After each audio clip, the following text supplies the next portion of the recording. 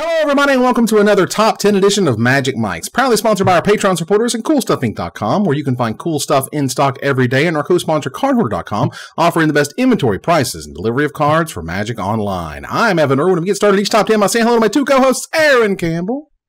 Ishnuala. Ruben Bressler.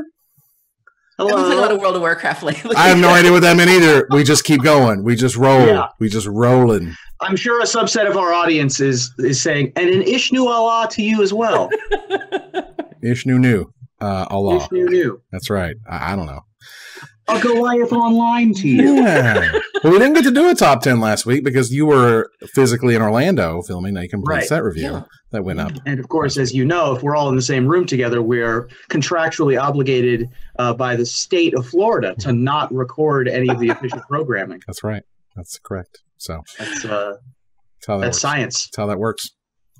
But we also begin with our choice of the top comment from last week in a segment we call Honorable Mention, where Ruben will tell us who was the most luxuriant and letting us know what card we did not choose as one of our top 10 pauper cards. Ruben? Well, we had lots of excellent respondents this week, but I'm going to choose Kenneth Palkey, who commented on Facebook. The reason blue is so dominant in Pauper is the one-mana cantrips, Ponder, Preordain, and Brainstorm. The level of consistency they provide is off the charts. I'm surprised none of them made your top 10s. Shame on you. Wow. The aggression really got me at the end there. And I think he left that comment on various platforms. I think it was also on YouTube as well. So he was very passionate about those cards. You know, the reason why I didn't pick them is because I really wanted things that were sort of unique to Pauper. You know, you can play Ponder in Legacy, you can play Ponder in Vintage, you can play Brainstorm in Legacy and Vintage as well. And I really wanted cards that they were just unmistakably Pauper. And while they are Pauper powerhouses, you know, with the alliteration, they just see other play in other formats too. But I certainly get where he's coming from. Well, they're banned in Modern, so you can't see play there. So you can certainly appreciate, and I think at least Brainstorm is Ponder restricted? Ponder is banned in Modern. Brainstorm is not Modern legal. Like it hasn't been put in like a Modern set. But in Legacy, they're both allowed. Neither one is whatever. In Vintage, they're both restricted. Ah, wow. So yeah. I mean, well, first of all, you know, shout out to multiple platforms when you're like, you are so wrong. Yeah. You're wrong here and there. You in stereo. That's right. Over here and over there. In triplicate across Reddit, Facebook, and YouTube. Complete with the finger wag at the end. Yeah. Seriously.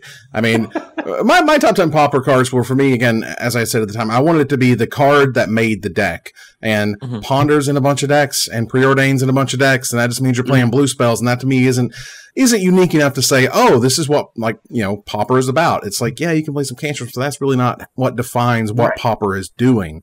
Yeah. But regardless, that was Ruben's choice. And as such, Kenneth, please get in touch with us on a variety of social media platforms.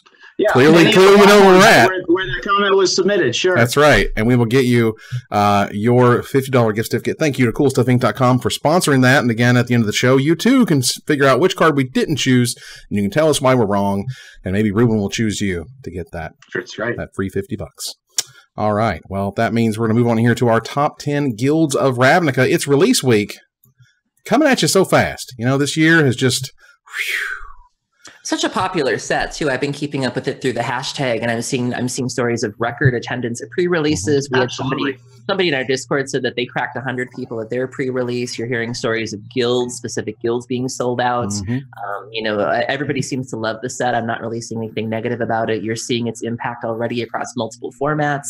People are really eager to try a new standard. You're seeing applications in Modern and Legacy and Vintage, which I know I'm planning on talking about today with my list. And so, yeah, it's just having a huge impact on the format after being out just in the game. Huge impact on the game in just a few days it's been out. Wow. Yeah. Nice. It's really incredible how, first of all, there's a whole host of like drama with the Amazon and the Walmarts and the Targets, and then there's the Mythic Edition, so there's like the LGS selling boxes territory, and then at some point you're like, but it's Ravnica, and we love Ravnica, and everybody shows up for Ravnica. We had 140 people in Maitland over here in Orlando last night, like at midnight. 140 people at midnight showed up. That's great. Not Saturday afternoon, so people are going nuts over that. The metal dice thing I did at Cool Stuff Stores, so that is terrific and awesome to hear. Awesome.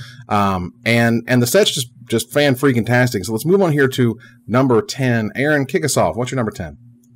So my number 10 might be a little bit of a cheaty face, but I'm going to go ahead and do it anyways. So my number 10 is not Depending on who you ask, it's not in the set per se, but it is a card that I had a huge emotional reaction to when I first saw it, and we're certainly going to gush over her probably a lot more in this episode. But this is the reintroduction to Vraska. We knew that Vraska was going to be a major player in the set. For those who are playing along on kind of the Vorthos end of things, we left her in the Ixalan storyline with Jace kind of wiping her memories as sort of a preventative measure. So she doesn't really remember anything that her and Jace went through on Ixalan. And so she's back to sort of being this mercenary. She's clearly working for Bolus. And so we knew that she was going to be in the set, but we really didn't know in what capacity. And this was our first glimpse of her, and it just took me out of the game the minute I saw it. My number 10 is Vraska Regal Gorgon. She's from the Planeswalker deck. So Vraska Regal Gorgon is 5 colorless, a black and a green. She's a legendary Planeswalker. Vraska starts off with 5 loyalty. Her +2 says you can put a +1/+1 counter on up to 1 target creature. That creature gains menace until end of turn. You can -3 her to just destroy target creature. You can -10, and it says for each creature card in your graveyard, put a +1/+1 counter on each creature you control. Probably won't see any competitive play, but the art is really what just slayed me. I remember I was at work. I was on a phone call. There was a website, there was an outside website that had access to this art, and I could not. Like, I just got up from my chair and I was like, Jesus, like this art is just next level Magali here. Just the way that she's, you know, you see sort of her wearing these flowers and this mold, and just, it's just such a unique take on Vraska that even now, just looking at it, I can't, I fold into myself like, it's just so good, so good. And so shout out to Magali for, Magali was very instrumental in the Golgari push concept-wise this time around, and this was our first taste of some really great things to come. Wow. And you can get prints right now on Magali's in-print store. I put the link in here for you guys, and I'll put it in the notes so people can also see it. Just so you can have it. One of those things that we can both celebrate and support these awesome artists at the same time. And seeing a super cool, super awesome Vraska is worthy of such. Vraska in and of herself, you know, she's back. She's the queen. Yas, queen. Yeah. That's what she does. She's here to rule. 7 mana Vraska, probably not going to see too much standard play, but the art is absolutely gorgeous. Sometimes the art transcends the poop. Yeah. The poopiness of the card. It's a little poopy. We've had experience with 6 mana Huatli Dinosaur Knight and 6 mana Vivian of the Arkbow already. And you sense a pattern once you start looking at the intro deck Planeswalkers of plus ability, put +1/+1 counters on a thing, minus some number, kill something, and then ultimate, make your creatures good. That's kind of what they do. There's one of those, like, you know, it's fine. They all copy each other's homework. No one really talks about it. Right. They're supposed to be introductory, something. But the artwork's amazing.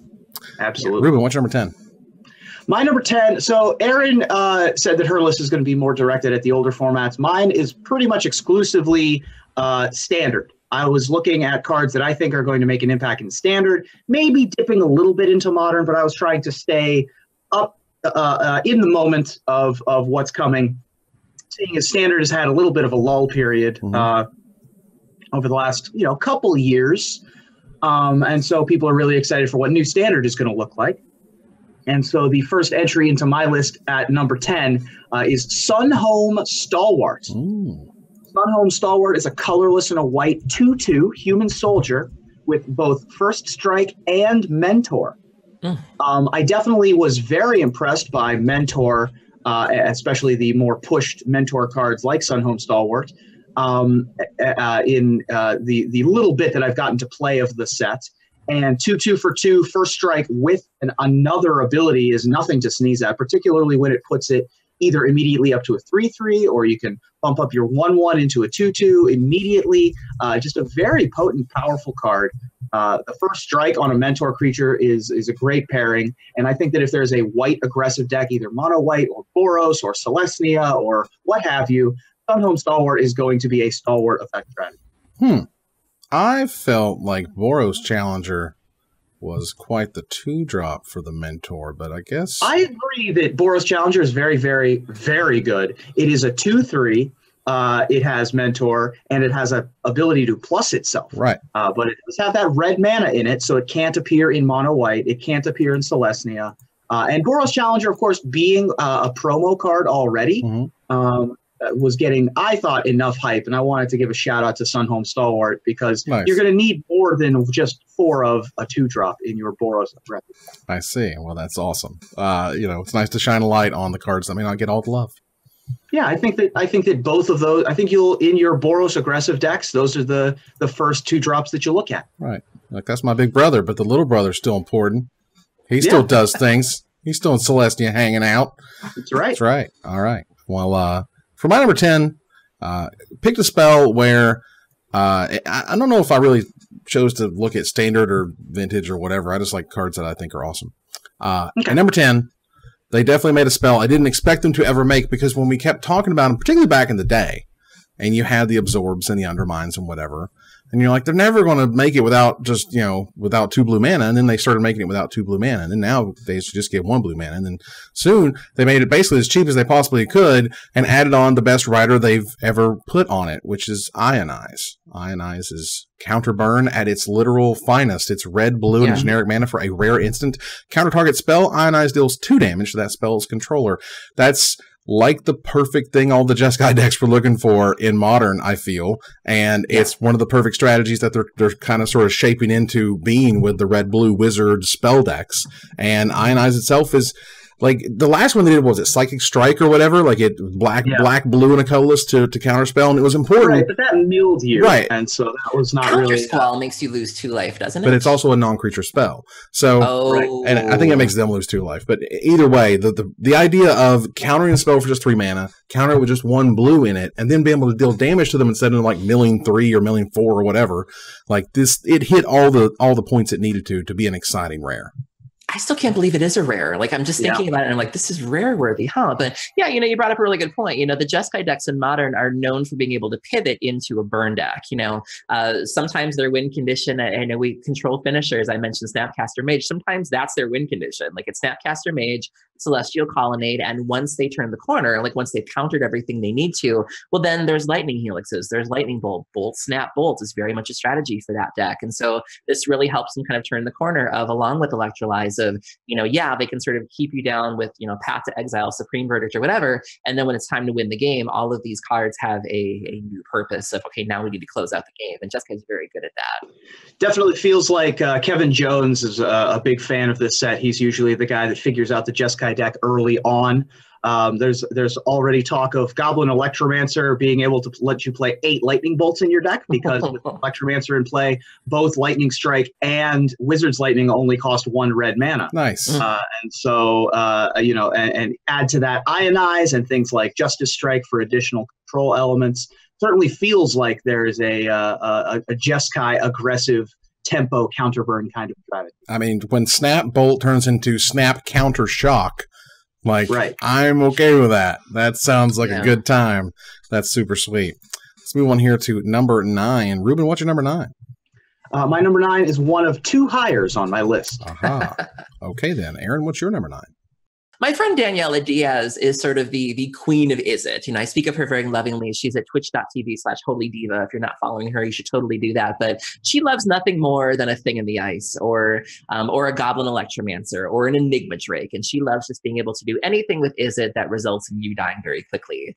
And so I was really happy to see that she had glommed onto a card from Guilds of Ravnica. And it was a card that I didn't think too much of. And in fact, it's a $4 rare right now. I'm not really sure why, but if my friend Daniela is any indication, this card could potentially be a Modern all-star. My number 9 is Runaway Steamkin. So Runaway Steamkin is 1 in a red. It's a creature type elemental, 1/1. Whenever you cast a red spell, if Runaway Steamkin has fewer than 3+1/+1 counters on it, put a +1/+1 counter on it, and then you can remove 3+1/+1 counters from Runaway Steamkin to add 3 mana. So Daniela's been playing in leagues all weekend. She played in a Modern Challenge, and she's running Goblin Electromancer, Desperate Ritual, Faithless Looting, Bedlam Reveler, sort of a mono red take on the Pyromancer decks, if you will.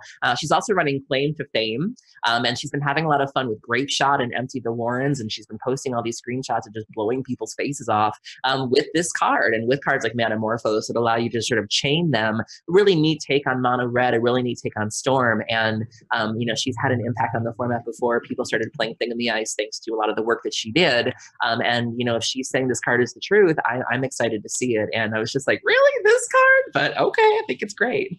This is the last. Awesome. This is the last time. This is the first time in a very long time in which Wizards has said we're going to give red some mana acceleration. That's like literally straight mana acceleration. Yeah. No weird, pullbacks. Nowhere only on your upkeep. None of that crap. No banning all the rituals. Like, no, this is kind of sort of a ritual-ish type of card that you can get an engine going. And I've seen a lot of decks where it's like, we can run this guy and get total value, just a ridiculous value. Yeah, I mean, there are certainly lines where you can play this on 2 and in standard even. Just play it on 2, say pass. Then the next turn, play a bunch of spells, attack for 4, remove all those counters and play a Chain Whirler. And then put a counter back on it. Mm-hmm. There are some scary things you can do with this in Modern. Lots of Storm kind of, Manamorphose, Bedlam Reveler, like you were talking about, shenanigans. Claim to Fame is a good one. I like that a lot. Certainly Bushwhackers of various types.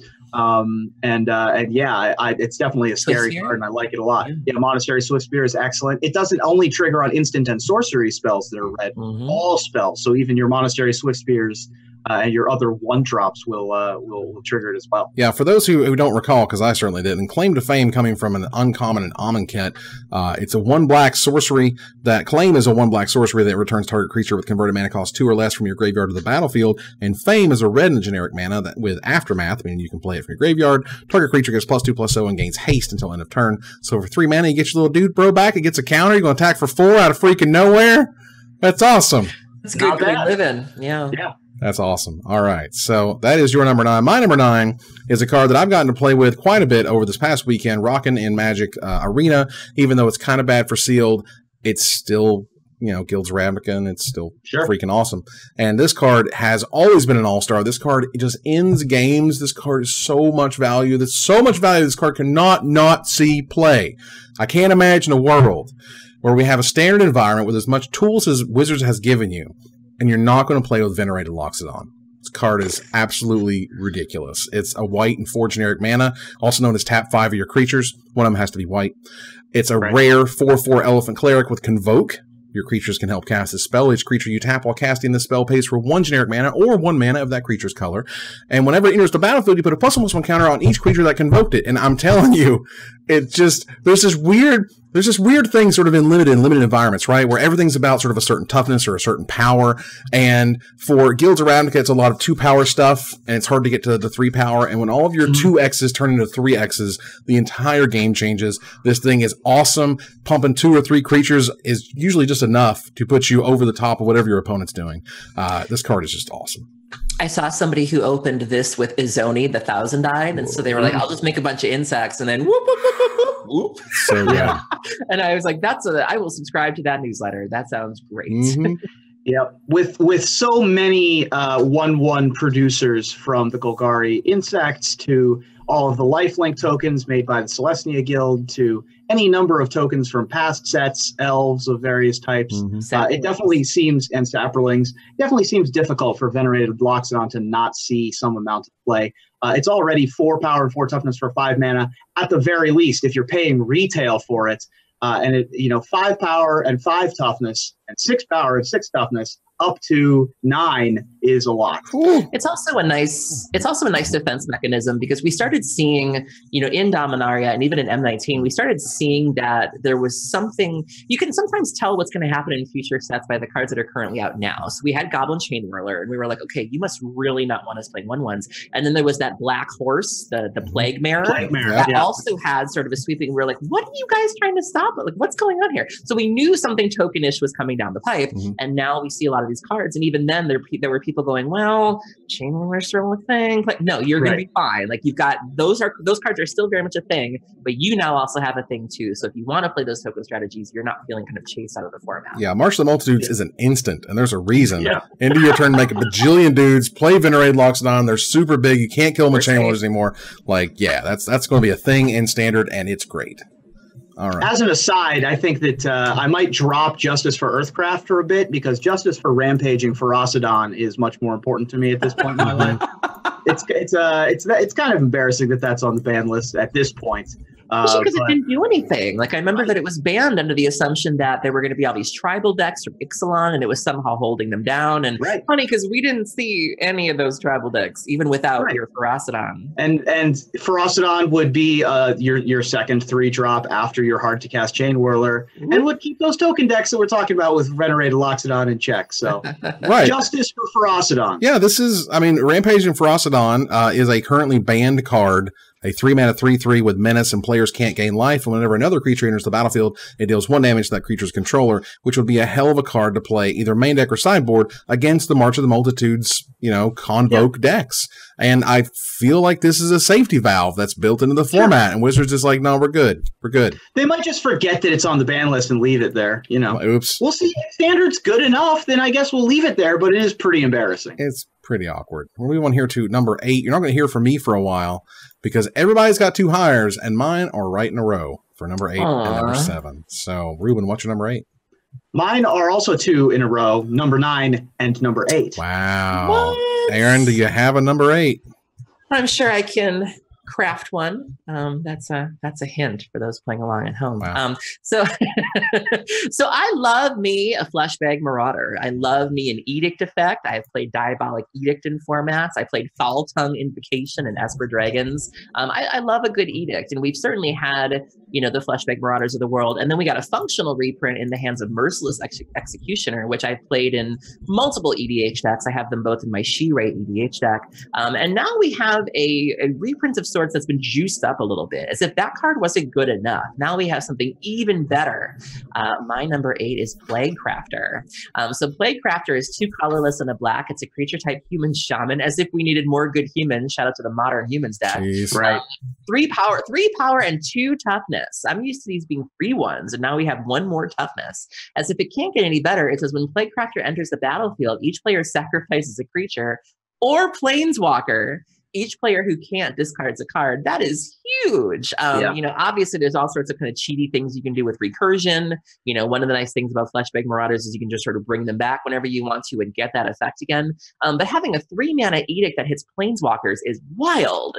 And just the fact that not only do we get that, but we get 1 more toughness. This is a huge boost for a card that frankly was good enough as it is, and now it's even better, and I really, really like this. Yeah, as we had previously discussed, again, it didn't need all these upgrades. It didn't need the discarding thing. It didn't need the more toughness. I'm thankful for it. Thanks. Because that was another thing. That was the one downside about the Marauders, is that if there was nothing to do, you still have a free one, which you'll take. Right. But now there's even if they have no creatures, there's still something. Discard a card or sack a planeswalker. Right. And humans are very, absolutely fabulous card. This was my number 9. Nice. Totally agree. I think that this is going to make headway in Standard.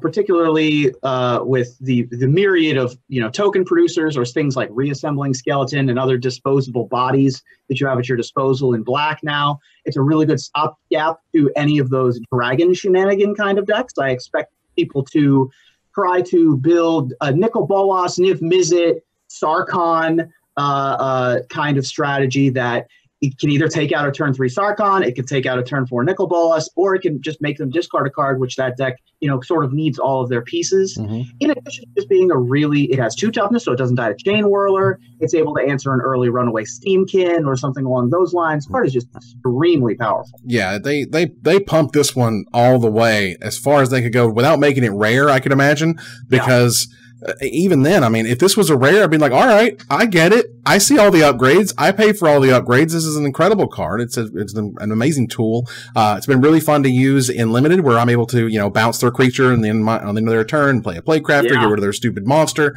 There are plenty of ways you can craft this to make it do exactly what you want it to do.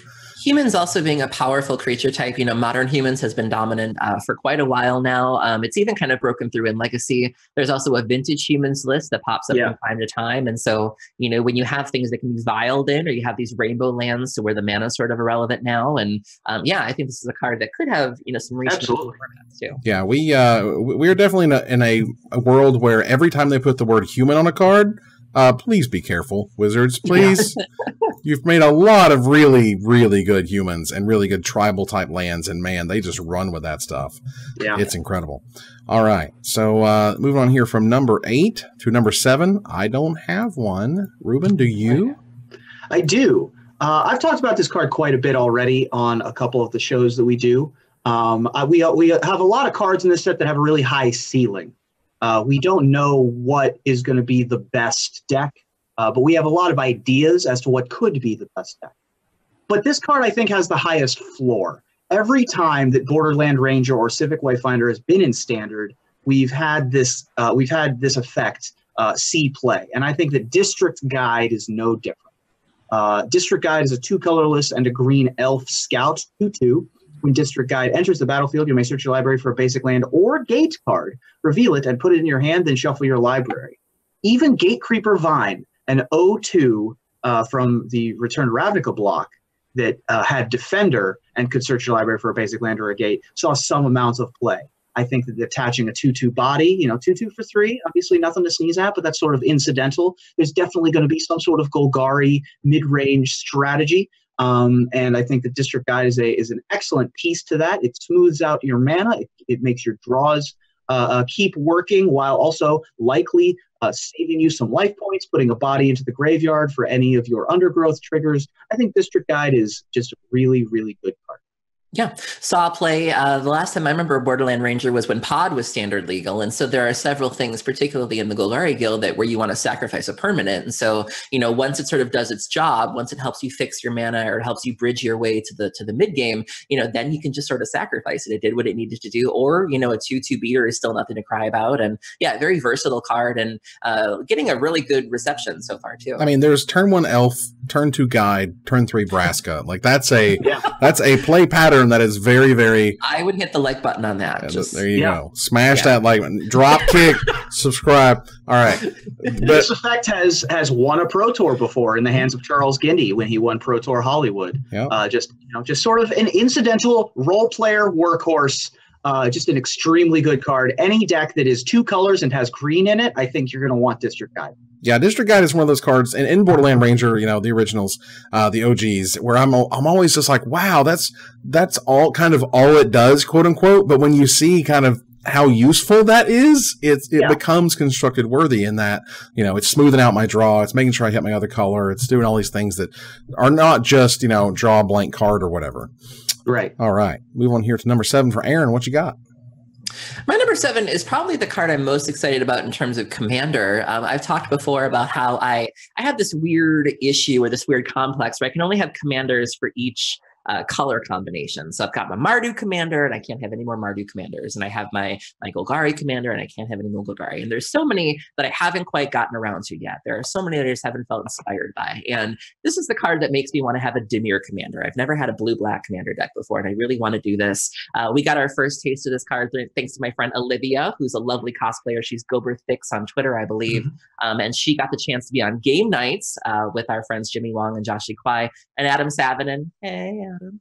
And so she got to play this card, and that was our first taste of this card. And I was hooked the minute I saw it, and I'm brewing for this card as we speak. My number 7 is Etrata, the Silencer. So Etrata is 2 colorless, a blue and a black. She's a legendary creature, vampire assassin, 3 power, 5 toughness. Etrata, the Silencer, can't be blocked. The second paragraph says, whenever she deals combat damage to a player, exile target creature that player controls and put a hit counter on that card. That player loses the game if they own 3 or more exiled cards with hit counters on them. Etrata's owner then shuffles Etrata into their library. So in Commander, you just put her back in the command zone. And if you have any mana rocks, you just do it again.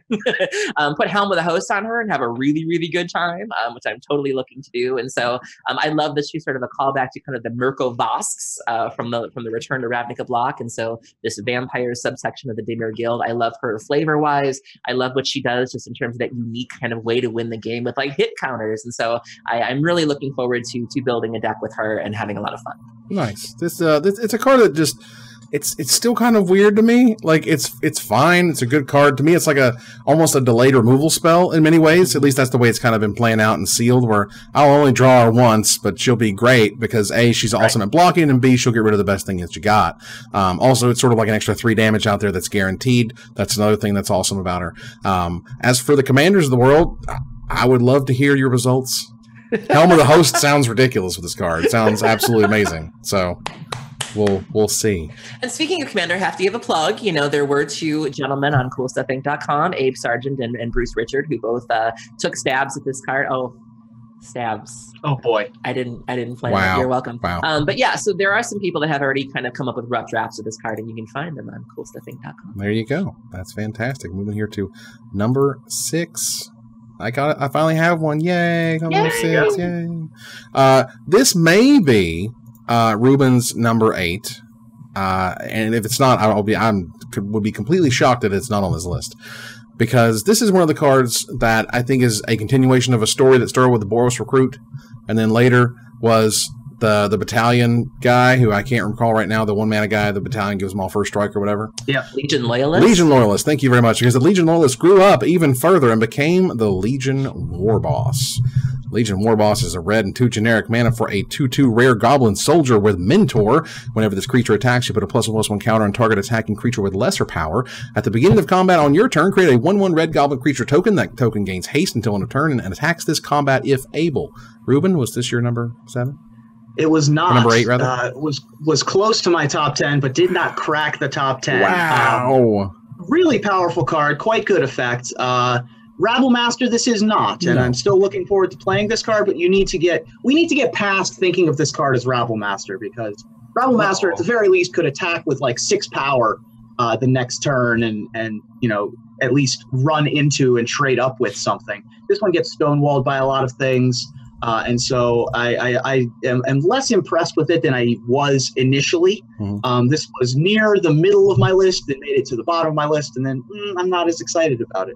Well, I've gotten to play this. It's still quite good. I expected to see a lot of play. Right. I built the Boros deck on Magic Arena. I cashed in all the rares. I got all the things that necessary, and it is a very, very good card. It's a constructed worthy card. It is no Rabble Master. I knew Rabble Master, and you, sir, are no Rabble Master. But that's okay, mainly because it can't trade up. That's actually one of the biggest benefits to Rabble Master, but that it can kill something with 3 toughness or 4 toughness or whatever, whereas Legion War Boss will bring you wide. It won't kind of bring you up to a creature that is larger than itself. Yeah. So, goods and bads. But overall, excellent card, though. Great card. Really, really powerful. You got a couple of good 2-drops to play ahead of it, both the Challenger and the Stalwart, to be able to immediately get that counter on the 1/1 that the War Boss makes as well. Right, which is nice. All right, Ruben, what's your number 6? My number 6, I think that I've discussed a couple of reasons, why I think 4 toughness is the crux point in Standard right now. You have things like Steel Leaf Champion, you have Tempest Djinn, Nicol Bolas, you have Ariel, we're getting Arnold Troll pretty soon. Right. And I think that the reason why 4 is the number is Lava Coil. Nice. Yeah. Lava Coil is a colorless and a red sorcery. It deals 4 damage to target creature. If that creature would die this turn, exile it instead. The exile clause being particularly relevant for the Conclave Cavalier, that is also a 4/4. That is the Celestia Wormcoil engine, that when it dies, you get 2 2/2 elves. Well, turns out, if you get exiled, you don't die. So Lava Coil, as an effect, has almost always seen some amount of play when you have things like Mizium Mortars, you have Flame Slash, there are a lot, you have Cut to Ribbons, lots of that, of 4 being the crux point. And I think that particularly for like those Jeskai decks that aren't necessarily always going to want to turn attention to the face, they're much more tempo oriented rather than speed. Than pure speed. They're okay with playing a little bit of the long game and okay with trying to take out a Twilight Prophet or 2 along the way. I think that is going to be a big crux point, and I think Lava Coil is extremely, extremely likely to be a very important card in Standard. This is what they wanted, I think, to be the premier red removal spell. And I think if you look at what Wizards has done with life gain, I think there's just a ton of life gain in the game right now, because it makes you can have larger and more powerful creatures if you're able to gain some life and not immediately lose when they hit you 2 times or whatever. Right. And at the same time, they've given them better death triggers, so the removal has really focused on exiling. Vraska's Contempt exiles, Lava Coil exiles, whereas Assassin's Trophy doesn't exile, and that's actually sometimes a drawback. And you know, not only are you giving them the free land, you give them the death trigger. So that's its balancer. Yeah, and speaking of lifelink, it also takes out Leonin War Leader, which people were thinking might be another popular card in the standard format as well. Right. Yeah, we've talked before about cards that or effects that we think should sort of be evergreen. You know, we talked about how Pithy Needle should kind of be in every set, Duress should be in every set, and I think giving red kind of access to like a Magma Spray type ability should be, you know, kind of evergreen at this point. You know, like you mentioned, red is sort of known for just kind of doing the burn thing, but you know, there's always some element of a graveyard strategy in most sets, whether it be overpowering in a very dominant theme or kind of a sub theme. And I think kind of having this in red's toolbox is very important. And so I'm always a little disappointed to see it because obviously I love doing graveyard things, but I also understand the need for it. And I think it's important that red has access to it. Right. Yeah, you've had Magma Spray, you've had Incendiary Flow, now we've got Lava Coil. I definitely think that this is going to be a big player. Yeah, and you know, one of the things that I wish Wizards would do, they have this new like Spell Slingers kit or whatever. It's like 2 decks and it's like $15 and it's meant to learn Magic. Well, you know, you could probably just seed Naturalize and Duress and all of these cards that we like, that we want to always have in formats to just be in those decks.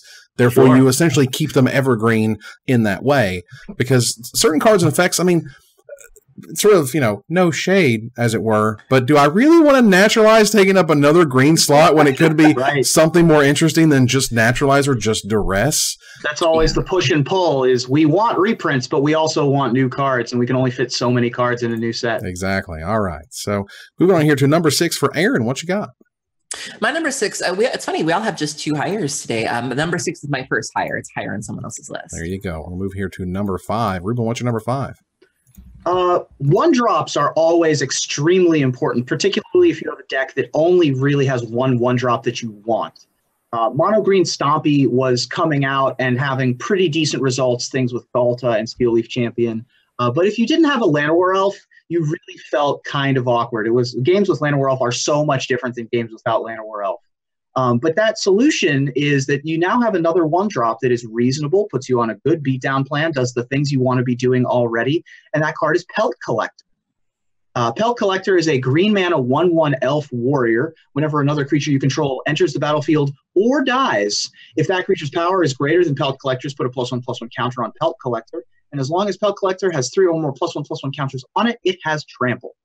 This is almost always going to be 2/2, attacking as a 2/2 on turn 2, possibly attacking as a 3/3 on turn 3. Very easy to get up to massive 4/4, 5/5, 6/6s with Pelt Collector in that style of deck. Experiment 2 is what this thing is nicknamed as, and I think this is probably better than Experiment 1. Which you know, after you've done the alpha test, you want the beta test to be better, and I think Pelt Collector does that. I think that you know, Experiment 1 on turn 8 as a top deck was pretty miserable. Pelt Collector, not so much. If you have a board already and play a Pelt Collector pre-combat and start swinging in, that's not a horrific top. Yeah. And Pelt Collector, just 1-drops are always hugely important, and I think that this is no different. Absolutely. Yeah, Experiment 1 always had a ceiling that it often hit where it just didn't really get any better than what, you know, usually it was like 2 or 3 and then it would stop. It's also important to note that it doesn't really matter where the +1/+1 counters come from.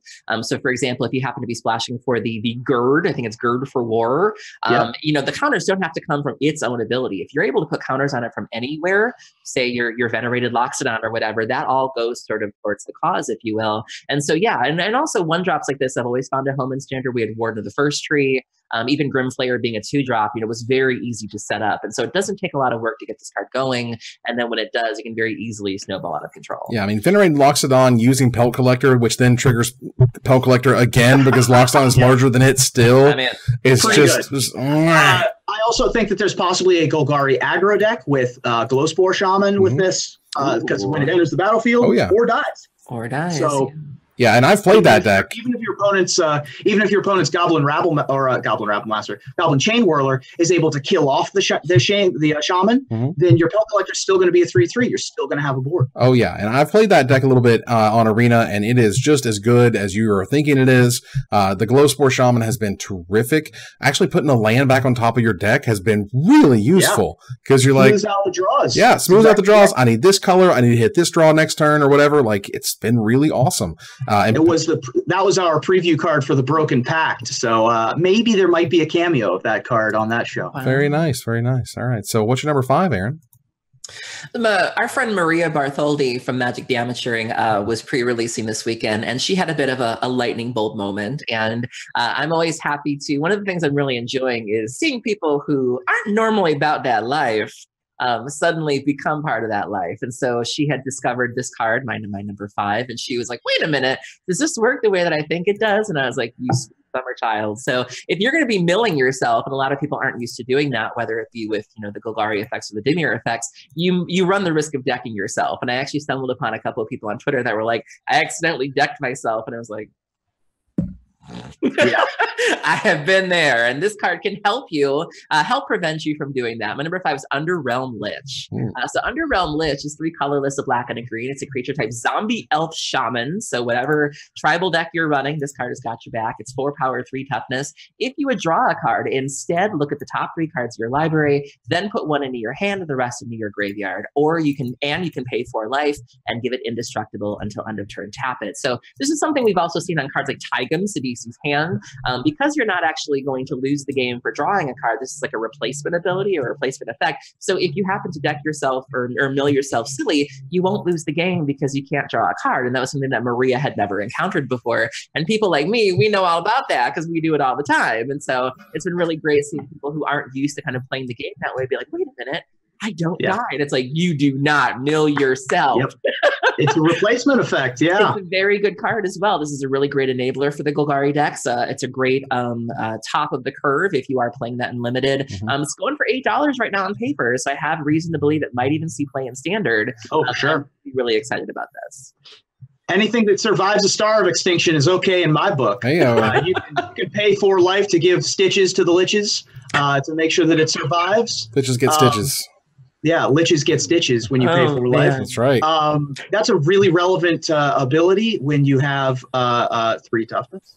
And you know, there's so many cool shenanigans you can do with this card. The most interesting one I heard of was Sylvan Library. Oh, it always goes back to the Sylvans when they mess with the draw step. 6 cards into your graveyard when you library, regardless of how many you actually keep. The best I could do was Arguel's Blood Feast, where I was like, oh, sweet, get yourself really low, and then whoop. It's pretty good as well. Yeah, which is great. Yeah, I mean, you don't even need to combo with this card. You just have this card in play, and you essentially get a free Ponder or a free Adventurous Impulse or a free, look at the top 3, Miri's Guile. Yeah. And that is just plain old, good old-fashioned value. I mean, this is one of the first creatures they spoiled for the entire set. It was sort of the first mythic. They were like, hey, we're going back to Ravnica. Yeah. And it's like, oh my God, we're refilling so many graveyards, and it's great. And someone's going to talk about Sylvan Library. It's going to be so ridiculous, because Sylvan Library is nothing but ridiculous, particularly these days. All right, here. So for my number 5, a card that I have been dabbling a little bit in Arena. Have played it in a few decks. I built a green-white sort of March of the Singleton, if you will, where we have a little cool Singleton green-white deck where we're playing all our token enablers and stuff. And this is one of the last mythics that they showed from the set. And is definitely one of the mythics that is most expensive, I think, for casual reasons rather than competitive reasons. But that may change. I wouldn't be that surprised. Because Divine Visitation is not a very fair Magic card. Divine Visitation is 2 white, 3 generic mana for a mythic enchantment that says if 1 or more creature tokens would be created under your control, that many 4/4 white angel creature tokens with flying and vigilance are created instead. Vigilance also, by the way. So when you're in that race, you're screwed. Yeah. That's what that happened. I was just like, oh, cool. He's going to do the thing, and I've got the whatever, and then I can take Vengeance and kill his tap creature. And it's like, well, what? Well, what? Seriously? Vigilance don't do that. Vigilance is I died. I died to an angel because that's how it works. And to play Leona War Leader into Divine Visitation is a thing I need in my life. I need that experience in turn 4 and turn 5 to see what happens when pure joy just flows through you with a sick turn 4, turn 5. Yeah, this is another great boon for the token decks. You know, I remember when I was playing Ixalan Sealed, you know, I had wanted to play vampires because obviously, but one of the issues I encountered was that we really didn't have too many ways to make the vampires bigger. And so a lot of times if you got faced up against the dinosaur deck, you were never going to really be able to punch through. And that's an issue that token decks often have. We've talked about, you know, the Venerated Loxodon being a way to pump up your team so that they're not just 1/1s, so that they can survive a Chain Whirler. And this kind of takes you even more over the top where, you know, if 2/2s aren't going to cut it, it, from the Loxodon, let's go even bigger and give him 4/4 with flying. And so this is a great way to transition your token deck into the late game, or if your token deck just can't bash through as is, this is a way to really make sure that you can still do something with those formerly little creatures. And I love the flavor of it, the idea of these angels sort of being in disguise, where it was like they show up in this sort of fountain area and people are like, you guys still want some bird seed? And they're like, no, we're good, thanks. And so I love that they kind of turn into these angels. And so it's a flavor win. It's very, very good. Anointed Procession style standard play. I would be very surprised if somebody didn't do something with this card in standard. This Absolutely. Is a very powerful effect for the amount of mana investment that you're putting into it. You do have to build around it, but certainly people built around Sigil of the Empty Throne, which is very similar to this as well, making the there you go. This was Wizards' opportunity to print 4/4 Vigilance Flying Angels as a green-black card, by the way, because if you're you make a lot of saprolings, you make a lot of zombie tokens, you turn those into the 4/4s. That was to get the Great Designer Search people on board. Wow. But you're right. Anointed Procession saw play. Sigil, as I mentioned, just a really cool build around me card where as soon as you see it, you think to yourself, wow, how can I best break this card? Lane and War Leader. Being able to make immediate angels is a big popular one as well. Adanto, the first fort, flipping off of Legion's Landing. Even something as simple as Hazda Marshall would be great as well. There you go. Let's move on here to number 4. Ruben, what's your number 4? My number 4 is affectionately referred to as the Swiss Army Knight.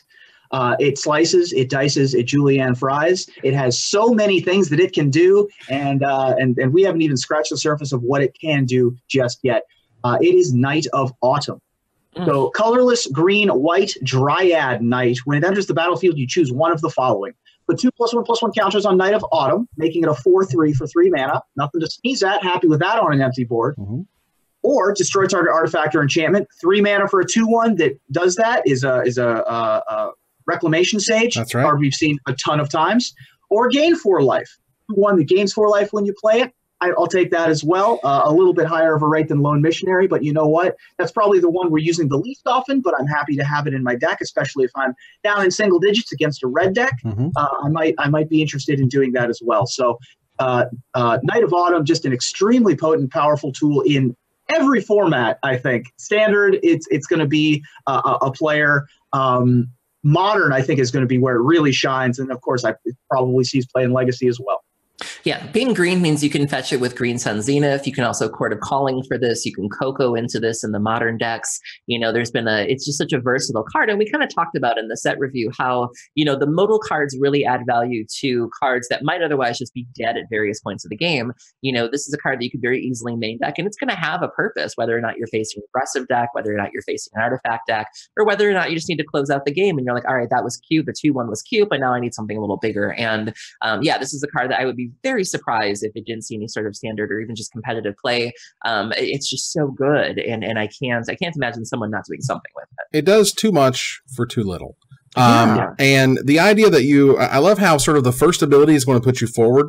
The middle ability is kind of going to solve a problem, get you sort of at a baseline, and then the last ability is going to pull you back in if you're having problems. That's very poetic. Just really cool design. And thank you, Wizards, for not putting the word human on this card.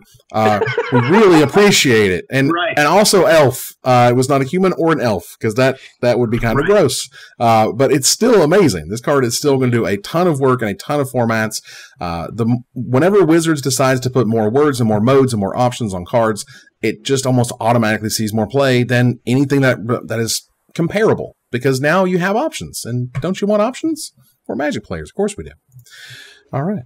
Aaron, what's number 4?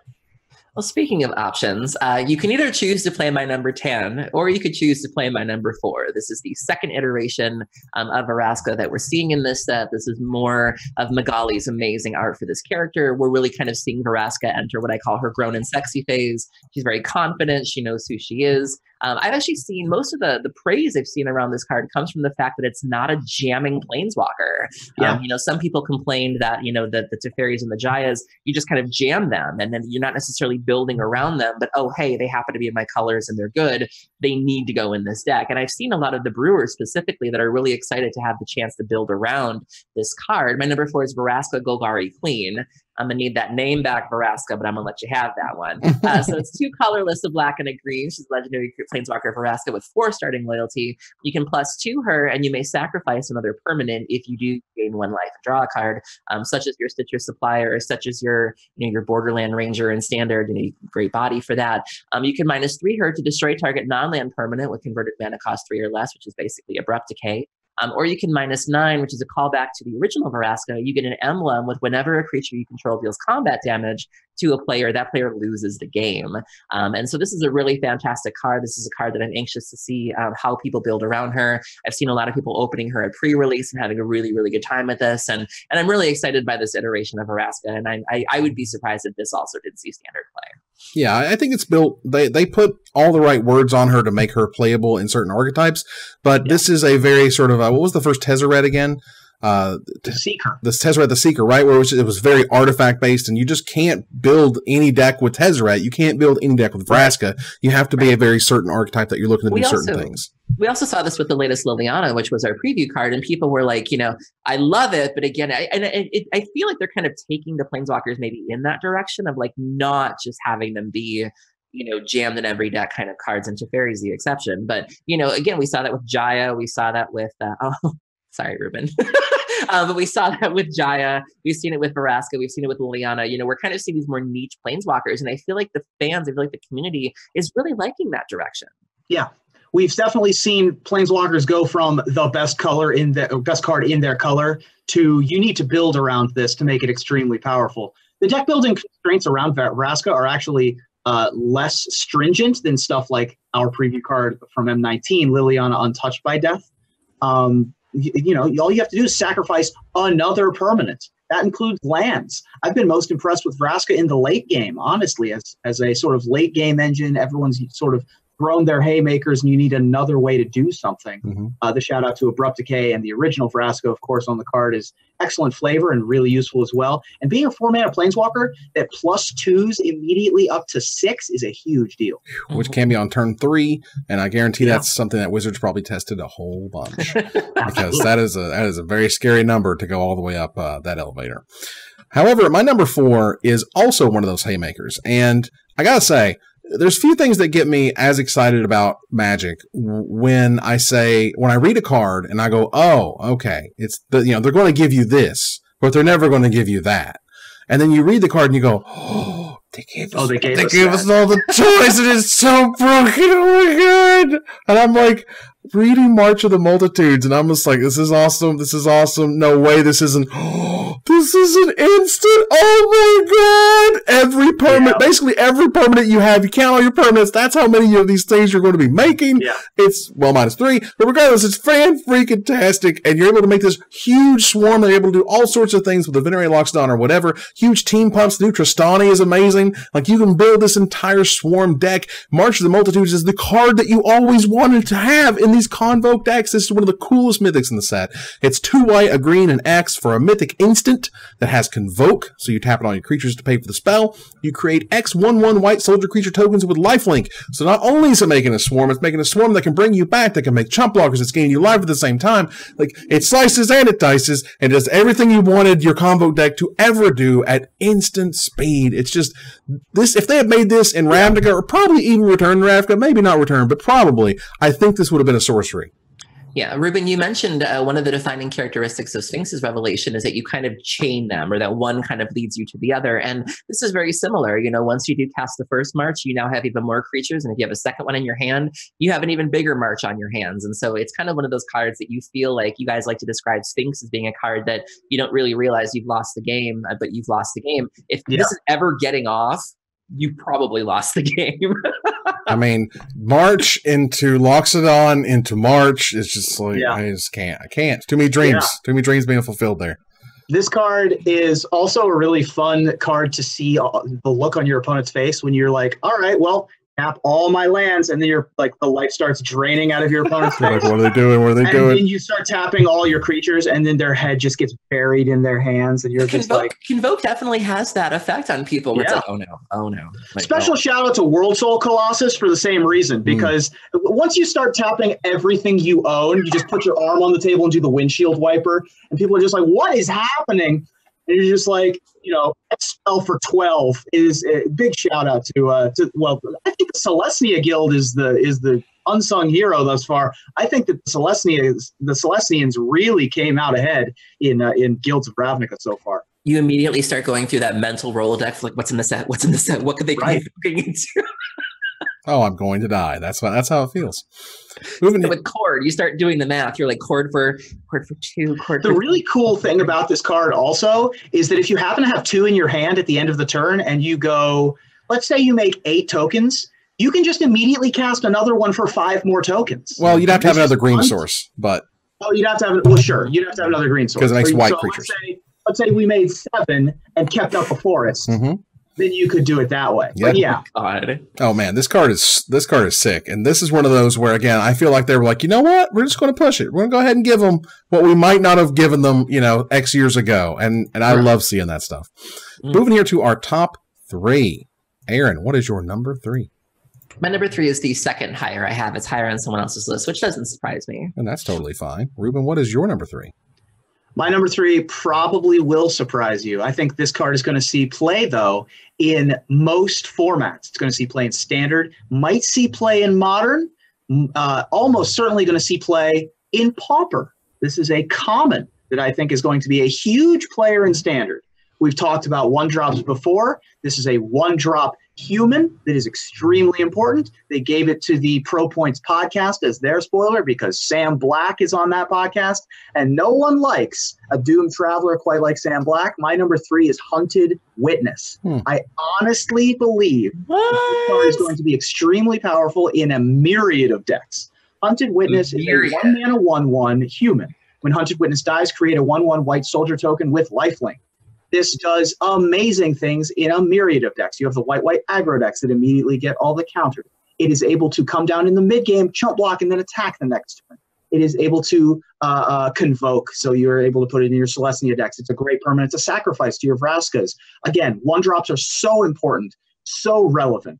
Always having 2 bodies is super important. Aristocrat strategies have always been popular, not always good, but if there is a sacrificing archetype, then this will certainly be a 4 of as well. I think that this is just an extremely good card. I was hesitant to put it this high on my list, but I do think that of the cards I've named, it's tough to put a ton of 3-drops, a ton of 4-drops in your deck. I think you need to have a lot of those filler cards at 1 and 2, and Hunted Witness is that card. Well, this is a card that I feel like it needs the environment, right? Like, if there is the aristocrats type stuff, this is going to be insane. And I feel like it's not that good without those types of conditions. It does obviously fulfill all the roles that you mentioned. But, there was something about, what was the first version that made the flying spirit? Doom Traveler. Doom Traveler. Thank you very much. Doom Traveler, because it gave you evasion. The creature that it gave you had evasion, and I do think that's actually very important in a way that, yes, this has lifelink, but evasion is more important than lifelink, in my opinion, which is why I think, maybe if they give more pieces to the Sam Black puzzle, we might see it, but I just don't really expect it, to be honest. I mean, we already have Vraska, right? So that's certainly a good sacrifice outlet.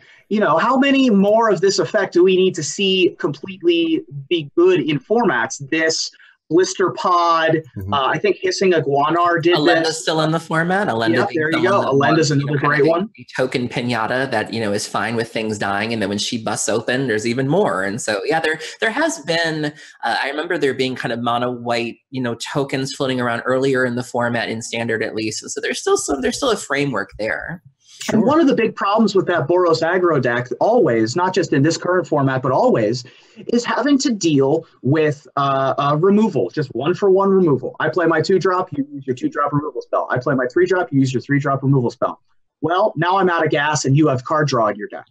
Hunted Witness breaks that parity a little bit. It's able to grow on the front sides from the Mentor triggers and on the back side. And so I think that Hunted Witness is just, I would be very surprised if Hunted Witness did not see play in Standard. It does have a lot of upside, no doubt about it. And there's plenty of cards that you can use to take advantage of it. We'll see if those become standard playable. I think, the immediate one would be Vraska, Golgari Queen, but there's also Whisper, for example, Blood Liturgist, which is interesting. Ooh, Black White Reanimating. I like that. Right. So, and you can cast the Macabre thing and bring it back as like your 1-drop. Then perfect. Well, there's some Menagerie. And I don't think I mentioned earlier, Pell Collector was my number 8. Okay. Because that card is fantastic. But for my number 3, and this is another one I'm hoping it's on Ruben's list, and it might be on Aaron's list, because it's funny enough that when you live in a world where Lava Coil is going to be the premier removal spell, and it's going to make sure that the format doesn't go nuts, go crazy. When you got 5 toughness, it gets real.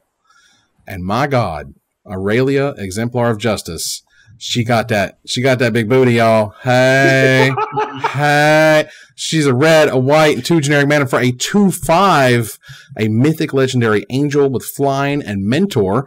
At the beginning of combat on your turn, choose up to 1 target creature you control until end of turn. It gets +2/+0, gains trample if it's red, and gains vigilance if it's white. So she's a 4/5 by herself with mentor again, or she makes something else huge, so you can swing in with your smaller guys that are now big enough to take down their big blockers. Ruben and I, the night before we recorded the set review, we did sort of like our homework. We were just getting our notes ready for the show. And Ruben and I didn't realize that she could target either herself, like we thought it was just the other player. Then it was like, wait a minute. So if she gives it to a creature and she only has 2 mentor, that's kind of a non-bo, isn't it? I remember I looked at Ruben and I was like, did you know she could target herself? And Ruben's like, I didn't know that. Not another target creature. It's just target creature. Yeah. I have played this thing in standard already, the upcoming standard, and it is unbelievable. Like, it just turns games right around. She's huge. She's hard to deal with. She affects the board immediately. She's getting up there with Mentor, which is great. I mean, there's no point in which untapping with an Aurelia feels bad. Just like, oh man, I'm in big trouble now. It's like, no, I got Aurelia. You have to deal with her. She's not going anywhere. She's not tapping to attack. She's 4 damage straight over, and that Lava Coil is a sorcery. Right. Yeah, I've seen some people in Commander talk about the 2 power being very relevant for cards like Alesha, sort of those sort of nice. reanimation spells that you can sort of bring her back. And so I don't think it's a coincidence that she got a bigger booty and now she's living her best life. I do think that the 2 power for the card Connive is relevant. So I'm a little terrified of that, but certainly an extremely potent and powerful leader. And that'll be interesting to see that amount of sideboard play and to see who can get the Aurelius from whom, because Bugler also gets Aurelia, by the way. That's true. Militia Bugler will pick her right out and go, thanks. And that's a great one as well. Blow your horn. Yeah. Oh my God. This girl has it coming and going. She is great. I love it. Let's move on here to number 2. Ruben, what's number 2? I'm telling you, white made out like bandits in this set. I'm excited for all these white cards, all these white aggressive strategies. I'm usually a red mage, but the white weenie strategies have me much more excited. I'm feeling my Kithkin roots back in the day with these. And boy, Convoke is just so powerful. They pushed it a lot more in this set than they had in M15 and the original Ravnicas. They actually basically Stoke the Flames to Celestia. They gave you a 4-mana removal spell with Convoke. And I think that Conclave Tribunal is going to see an incredible amount of play. It is going to be the go-to removal spell. If things like Ixalan's Binding see play, if things like Cast Out see play, I have no idea how Conclave Tribunal isn't going to see play. Conclave Tribunal is a 3 colorless and a white enchantment with Convoke. When it enters the battlefield, exile target non-land permanent and opponent controls until Conclave Tribunal leaves the battlefield. What a powerful effect. You're able to keep playing your creatures. If you go 1-drop, then you go 2-drop. Then on turn 3, you can probably go another 2-drop and Conclave Tribunal, something powerful that your opponent has done, much less later on in the game, being good early, being good in the mid-game, being good late. Just an extremely potent and powerful effect. Yeah. One of the things that we like to talk about is that it's important to have answers to things that are already in your wheelhouse. So for example, Containment Priest is a thing in the Death and Taxes decks because you're already playing white creatures, you're already viling creatures in. yeah, you could play a Tormod's Crypt, you could play a Rest in Peace, but that's not what you came to do. You came to be aggressive. Affinity's answers to things typically are in the form of either other artifacts or either, 1-mana answers. You want to kind of still be, you don't want to deviate from your game plan just to answer from something. And so, yeah, these decks could play Thopter Assembly or whatever the white. You could spend 3 to cast an O-Ring if you wanted to, or you already are here to play token decks. It doesn't deviate from your game plan to play this answer to things. And so I think that's really, really important.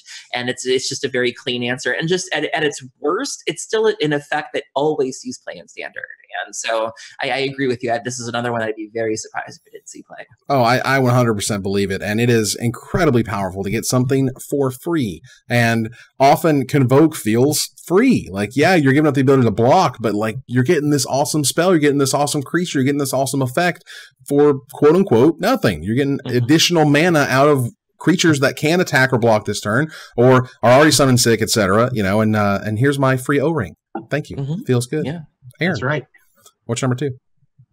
I love to tell the story of when I discovered that this card was going to be in Guilds of Ravnica. So Wizards loves to spoil things at PAX, and then they did that this year as well. And I don't believe they streamed the event, but we had some very diligent tweeters like Jerry Thompson and our friend Ian Dixon who were live tweeting the event. And I had taken a really long nap before this one. It was one of those naps where you wake up and like it's suddenly nighttime and you don't know what happened. And so I remember waking up, I roll over, my phone's buzzing a little bit, and I'm like, I'm still kind of sleepy, and I'm like, oh, they're going through the PAX spoilers. That's nice. I'm just kind of getting the sleep out of my eyes and scrolling through. I'm like, oh, Shocklands. That's nice. And no, that's okay. That's cool too. And then this card came up, and I thought I was still dreaming because I was like, is this, can you see me? Can you feel my face? Is this real? Because I could not believe that this card was coming to Standard. I'm so excited about this.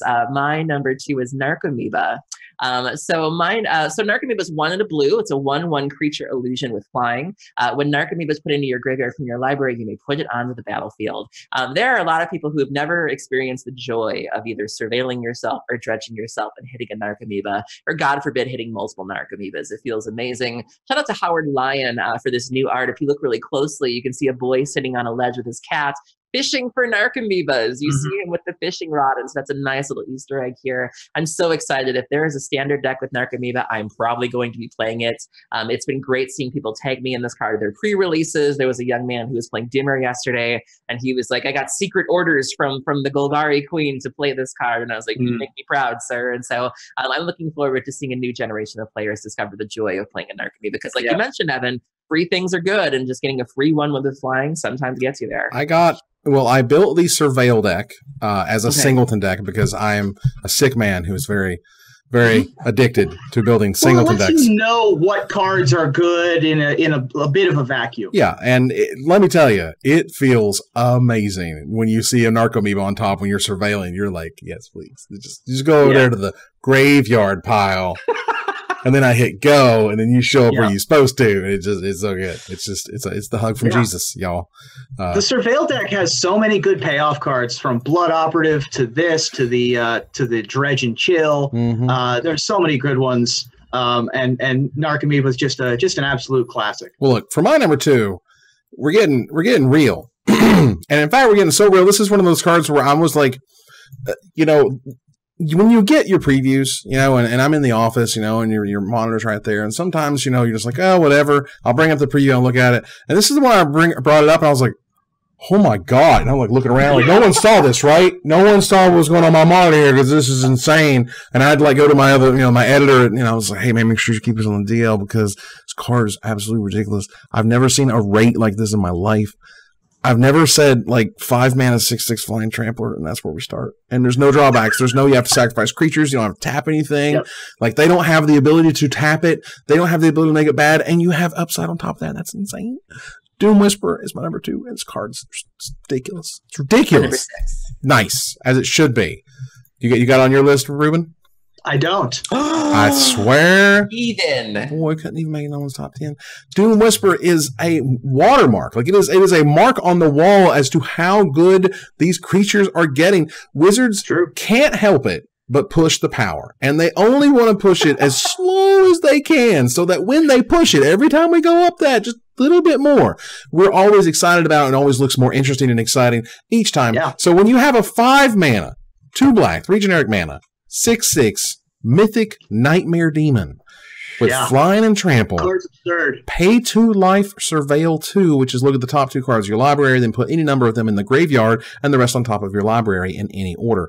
That is amazing. It's just, it's as good as you thought it was. Like, whatever, however you're imagining, like, the battlefield being when you play this card, is that good? And you're like, wow, and I'm like on an empty board and I play this thing, and yeah, is it good? And then it's in your opening hand, you're really excited to get to 5 mana? Oh, yeah, oh, it's right there. Yeah. This thing does it all. This card is insane. It's just, this is the part where I'm just like, Wizards, you know you didn't really have to go that far. You could have went a 5/6, for example. You could have went a 6/5, and I'd been just as impressed, but no. They went all the way to 6/6. Yeah, I mean, being able to surveil yourself silly, and I mentioned Argyle's Bloodfast, just drain your life, go down, that's fine. Hitting all of your Narcomoebas, and if you play, I think it's the Surveillance card, where you can then return everything from your graveyard, shuffle it back into your library, do it all again. Like, there are some really neat things you can do with this, but just like you said, the power of it. When we think back to, even in Dominaria, there was the 2/2 black 6/6 that requires you to sacrifice a creature. Well, that's annoying. Like, why would I want to do that? I mean, maybe I'd want to do that because I'm me, but you just look at it and you're like, where's the downside? Shout out to Vincent Prose, who they gave the art to. Like, when you want horror, when you want old school Gothic, or just that creepy, the demon full of arms, I mean, that's just something that only he could have done. And so the art is a home run. I mean, we talked about kind of the removal of the format. Nice lava 4/4 you got there. This is a 6/6. Who cares? And so, yeah, this is a scary card, and I look forward to really doing some broken things with it. Yeah, absolutely terrifying. Surveil, I think, is almost half a card. It's probably like 1/4 of a card. Yeah. So being able to surveil 3 is almost equivalent to drawing a card. So when you are able to play a 6/6 flying trampler and then A6 life immediately, and demonic tutors exactly what you need to the top of the deck, even if it just dies immediately, your next draw is just perfect. Card is spectacularly good. This is a card that, again, the Assassin's Trophy exists because this exists. This thing is so good. You had to have some amazing unconditional removal to make sure this thing stayed dead forever at a very cheap price. And that's why the instant I saw this card, I was like, wow, there must be some insane removal in this set. ... Assassin's Trophy. Assassin's Trophy. As we turn the corner over here to number 1, and we might as well get it out of the way. It's my number 1. Assassin's Trophy is the number 1 card on Guilds of Ravnica. I don't think it is particularly close. My number 3. It is my number 8. Nice. It is basically cliche in many ways for me to say that this is the best card in the set, but I want it to be known that, like, when this set showed up, Magic changed forever. The older formats will never be the same because this card exists. This is going to be in standard from the minute it exists to the minute it leaves. This card will always be a factor. Yeah, I've seen people testing it in Elves already, Legacy Elves, Modern Elves. I've seen the Vintage folks have been testing for it as well. And thank God, because the price has gone down on Moto quite a bit. I think it's only going for 11 tickets right now, which is great, which is super. Scoop them up while you can. But yeah, the combo decks in particular, I know Legacy Storm has been known to splash for Abrupt Decay. Dredge, oftentimes you have to kind of play that game of trying to guess what kind of hate they might have, and then tailoring your anti-hate to that. So if you suspect artifacts, you have to play Ingot Chewer. If you suspect a creature, you bring in your Barbarian Ring, but sometimes you're wrong and you're staring at a Wismare, and then you got there's a Grafdigger's Cage on the other side. This takes that guessing game out of the equation. You just sort of bring these 4 in, and you're like, whatever you got, Leylands, I'm ready. Damon Priest, ready. Well, yeah. Luckily, the price has fallen. It was up to $32 at one point. Now, right now on TCG Player, it's $24.02 with shipping. So that's not the end of the world. I still think it's going to tumble probably to the $10, $8 range because it's just a rare. At the end of the day, rares aren't as rare as they used to be. Therefore, and everybody needs a playset of this card. So you're going to see you're going to see a higher price on a rare, but it's going to be a much lower price than now just because it's early and people are excited. And I think it's also a card that really takes advantage of just sort of how we play, how we build our decks. One of the reasons people love to talk about Blood Moon is because people still haven't learned. You still have people that'll leave the house with no basics. And it's like, what are you doing, girl? Yeah. And so kind of the same thing when you look at the older formats, or even just you look at Modern, no one really runs basics anymore. Despite Path to Exile being kind of ubiquitous, you still get people that leave the house with 1 or 2. Field of Ruin still a thing. You think that would have changed? No. And so, it really is just kind of capitalizing on how we haven't learned, or how we are, it's finding the vulnerability in the way that we build our decks. And this is just, if there's just against the right deck, there's no downside. particularly in Modern, where the number of must-answer permanents is so varied, from a Tron land to an Ensnaring Bridge to a Blood Moon to a Planeswalker to a Meddling Mage to whatever, what have you. Assassin's Trophy is going to start seeing an incredible amount of play in the older format. So, in my defense, putting it so low on my list, I don't think it's going to be as ubiquitous in Standard. It's still going to be quite good, but it is 2 colors, and most of the things in Standard you have to answer are either Planeswalkers or creatures. And I think there's mostly better ways to deal with both of those at the moment. Well, we saw that with Abrupt Decay too. Like Abrupt Decay had seen play in more, it was more saturated in older formats than it was in Standard. Like we certainly ran a couple, but it was really the older formats that really leaned on it. And absolutely. Yeah. I 100% disagree because, first of all, Abrupt Decay was based on lower converted mana cost, which is going to be seen in older formats, whereas Standard can see huge monster creatures. The second is the fact that I've already played with this card in Standard, in the new Standard, and giving them a land is like whatever. Like after you get to turn 6 or 7, you just want to answer the dragon. You just want to answer the giant thing that's going to kill you, and they get a land, like whatever, who cares?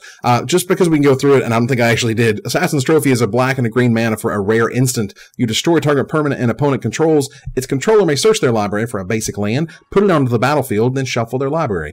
Interesting to note, the land comes into play untapped. Sometimes that matters. It does. But most of the time, it matters that you killed whatever you pointed this thing at. Absolutely right. Put that in the graveyard. It's dead. It's dead spell. Go get whatever, but it's dead. Yep. That's what we needed. So, Ruben, what's your number 1? My number 1, I think, is extremely powerful, is certainly going to be the poster child for the Boros deck. Aurelia is good, but my leader of the Boros Guild, I think I'm going to choose, is Tajik Legion. Whoa! I honestly think Tajik, actually, I think it's the correct pronunciation. Tajik, because he's not tragic, he is Tajik. See, I just hear that song from, I think it's the 70s in my head. I'm like, oh, freak out. So Tajik, Legion's Edge. I mean, he's very disco ball-y. He's got a lot of colors. He's got a lot of shiny things. True. He's extremely shiny. Tamatoa would be very proud. Shiny boy. So a colorless, a red, and a white legendary creature human soldier. That low cost gets you a 3/2 with haste and mentor. So once again, 3 mana, probably giving you 4 power of attack, and this is all coming in at you. Haste, mentor, and prevent all non-combat damage that would be dealt to other creatures you control, shutting off your opponent's bolts and shocks and clarion ultimatums and all those that kind of stuff. And then, of course, just in case you wanted something else, you get a red and a white, and Tajik Legion's Edge, or Tajik Legion's Edge, gains first strike until the end of the turn. Too many abilities for this card not to be good. 3 mana. This is going to be the poster child of the Aggro Boros deck, which I think is going to be extremely powerful. It is. I've played it, and it's amazing. And this card is insane. Like, this card is actually unreasonable. Aurelia is amazing. This card's unreasonable, and that you're like, it does what and what and then who and then what? There's another ability. It just keeps doing things. Yeah. That last ability. I mean, it even comes up. It still matters. There was a point where I ripped him off the top. I threw it down. Aurelia did mentor to this, and he did mentor to that, and it was nuts. And I could still give it first strike, and that would still kill his other creature. He couldn't block it. It was nuts. This card's nuts. Card is bananas. Bananas. But Aaron, that means we only have one number 1 left, and it's yours. I famously, it took me a while to like this set. I like to say I couldn't get it up for this set. I was trying everything. I was seeing cards come out, and it just wasn't connecting for me. And people were getting excited about, the trophies and the Aurelias, and I just wasn't there yet until this card came out. And the minute I saw this card, I was like, this. I had to read it twice. I had to make sure I was seeing it correctly. I asked the judges in my life for rules clarification because it just seemed too good to be true. And once I got the all clear that it worked the way I thought it worked, I knew I was in for a really good time. The Dredge Discord immediately lit up. And again, they were pretty apathetic to most of the cards that had come out. Even Assassin's Trophy got like a disinterested, like, it's fine. Like, the bar was, I don't want to say the bar was higher, but the bar was just in a different playground than most people's bars. But the minute this card came out, all of my social media lit up, all of the Discord channels I follow lit up, the boards that I'm on lit up, and we knew that we were onto something special. I have seen a number of people 5-0 leagues in Modern thanks to this card. I've seen screenshots of just hilarious Stinkweed Imp Dredge 5, and you hit 2 of these and laugh as your opponent dies. My number 1 is Creeping Chill. So Creeping Chill is 3 colorless and a black. It's a sorcery. It says Creeping Chill deals 3 damage to each opponent and you gain 3 life. The each is relevant if you happen to be playing Two-Headed Giant or Commander. Remember that. When Creeping Chill is put into your graveyard. I can't. There, chuckle lets you know. Yes. I've seen the screenshots. When Creeping Chill is put into your graveyard from your library, you may exile it. If you do, Creeping Chill deals 3 damage to each opponent and you gain 3 life. So you could hit multiples on this and someone's just dead. Yeah. It's basically a burn spell for Dredge. My friend Daniela plays a lot of Modern. She said she's noticed an increase in Modern Dredge since this started since this card came out. It goes through your Grapdigger's cages. You can't counter it.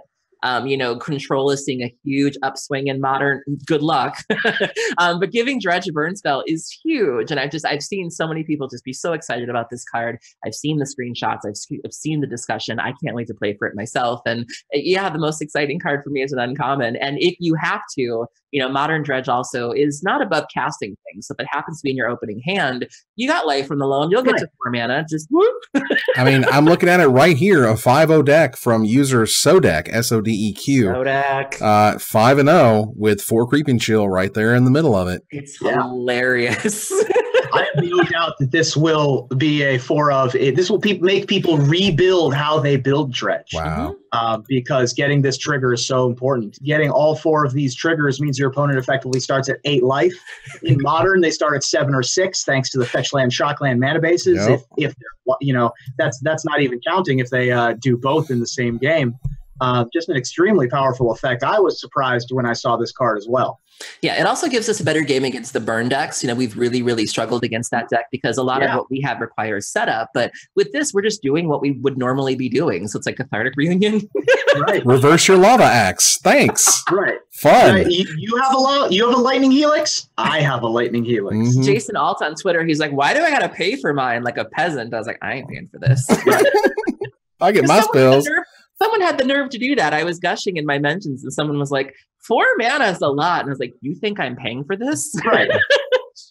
Ain't no way I'm paying for this. Any of these that start in my opening hand are getting exiled to unmask. Right. And the rest of them are going to put you down to single digits. There you go. Great. Yeah. All right. Well, that was our top 10 Guilds of Ravnica. I'm sorry, top 10. Yeah, Guilds of Ravnica cards. It wasn't pluralized. That threw me for a second. That said, you will see them on screen right now for your review. Take a look at my list, Aaron's list, Ruben's top 10. And we want to hear from you about what card we did not talk about. And we'll select our favorite and win a $50 gift certificate to coolstuffinc.com. But before we go, I want to thank my co-hosts. Thank you, Aaron. Thank you for having me. And if you haven't watched our set review, we worked really hard on it. Set review on the YouTube channel right now. Go nuts. It's awesome. Ruben, thank you very much. Thank you. Yeah, we worked very hard on that. We're very proud of it. Go check out the blooper reel and the pie bet and all the things that are available at your Patreon level. And thank you for your support. There you go. So move here to our final slide.